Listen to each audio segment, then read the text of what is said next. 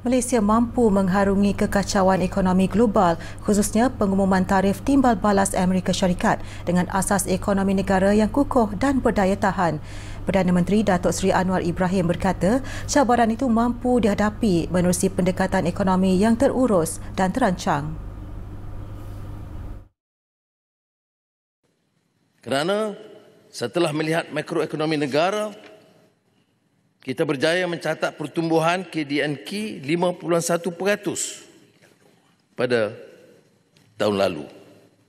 Mengurangkan defisit fiskal dari 5.5% 2022 kepada 5% 2023 dan 4.1% defisit fiskal tahun lalu. Unjuran kita bagi 2025 adalah 3.8%. Kadar inflasi 1.8%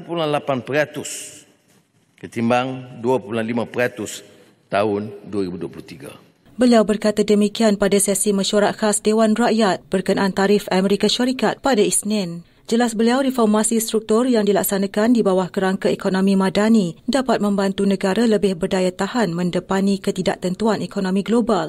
Prestasi makroekonomi negara juga amat meyakinkan dengan pertumbuhan keluaran dalam negara kasar KDNK 5.1% pada 2024 berbanding 3.6% pada 2023, melebihi unjuran belanjawan 2024 iaitu 4 hingga 5%.